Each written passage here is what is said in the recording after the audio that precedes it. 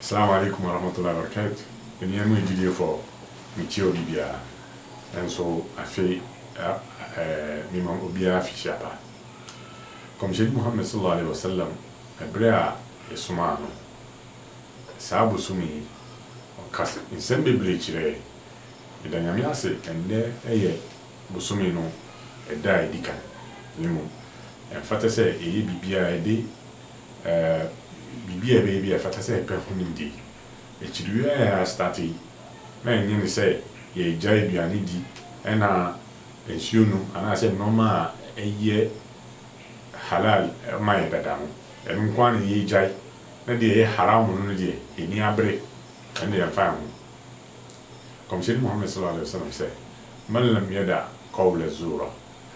wala amala bihi wal jahl. فليس لله حاجة أن يدع طعامه وشرابه. Parce bien wenjai entro wenjai entro sasuna wanfa ntwa nyejuma unim say semi e ka chiwe entro so ujitum no de yedum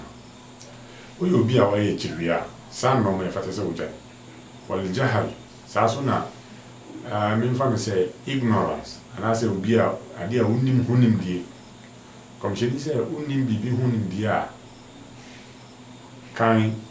and I say bisa na hinche wansa no de ejuma ni bibia edi mo bia na oje bia obeti bia na de ejuma esi ubia esi me say esi and one say obeti na de ejuma esi me si wo wie bibia na say wa bibi uhu ye unni ehu enim de bia so waje etum enti etem baby obo hu esmesi no say or comfort or you say baby enyem sa bibia obeti bia fata say we dey o hwehwem na wo hu kra wo sa na dey edwuma enti hadis we ka kire say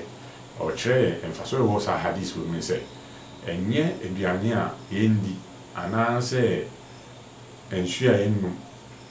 eno na ye Ramadan ana say chiria no akom kire no en hu no ma bebre wo ho enoma yankopon wo bra ye en on bra dada ene eduane di ana say esunum ana say obi a waware a obe ko o yire nchen ina ya dia e fata say ye dada nemom echu abrem abra ya e chibi ya free amachi ne konyi brem sa no mo yankopon se manye enti memfa no say enu nko ene e chibi ya baby o say akohisem ana say entro ana say juma o ye bibia o mbisa na o di me fa say enimdi onimu enimdi na o di yedum enti kakra be ka fa ho ende Ramadan endika enti yakopon ombo ani wi Ramadan e fa so e wo mu eni na enya enti obi a obenya sa video yi piema onyonko no so enti no mfa enye adwenyen na nyina enye hia no sallallahu alaihi wa sallam Muhammad وعلى آله وصحبه وسلم تسليما كثيرا. السلام عليكم.